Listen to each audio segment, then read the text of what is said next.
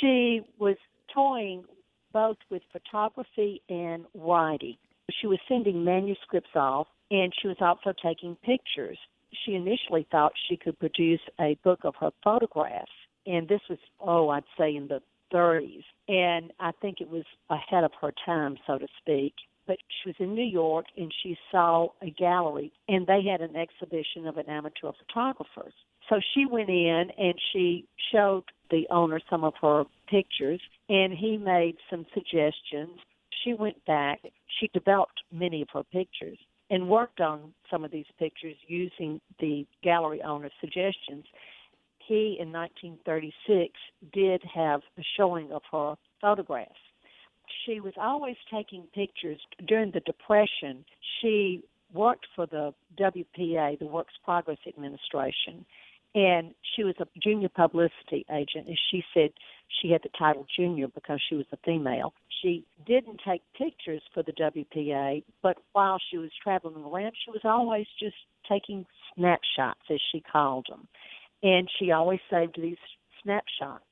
And these snapshots became the basis for several photography books. She's recognized as an excellent photographer as well as an excellent writer. She was just a very talented person. This book is very eclectic in what is displayed. She photographed people and places. Did she have a preference? She liked both. As she traveled around, she always said she just took photos spontaneously. She never posed people. She just said, just keep on doing what you're doing. And she liked people, and she was interested in their expression or the way they stood. Her photographs show compassion. I mean, I can remember looking at the book of photographs with her. This was after the first 89. There's a wonderful picture. It's called A Woman of the 30s. And she would just talk about how much she loved that picture. And she said, look at this lady, how strong she appears. You can see the strength in her face, and how even though her sweater was tattered, she just had this inner strength that just showed through. She took pictures of landscapes, buildings, or scenes in New York, New Orleans. So she was always just snapping pictures. Looking through the pages of this book, turning the page and you'd see a face of someone. And Right. just that photo, it seemed like it told so much about that person in one photograph, because often they were close up, someone looking directly into the camera, or maybe in profile, but just such a strong sense of who that person might have been. Exactly, and capturing the reality of the state, but with a compassionate eye. As you say, each had a story, and you can kind of see it in her pictures. It was first released in 1989, so now we're 30 Right. years later. What's different about this version, this recently released version? First, it includes 16 new images. Many of these images have not been published, and some have never really been seen. And some were just favorites. Several of us who got together, Todd Lake at University Press, Forrest Gailey at the Department of Archives and History, Suzanne Mars, Eudora Welty Scholar, and myself.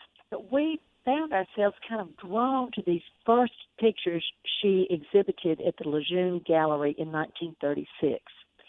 And half of the images are those. And I think part of the reason we were drawn to them because we knew Eudora had selected them. And so she must have liked them. Some of them were just our favorites. Carrying the ice for Sunday dinner, View from the Ferris wheel. So that's one difference. But another big difference is the clarity of the images.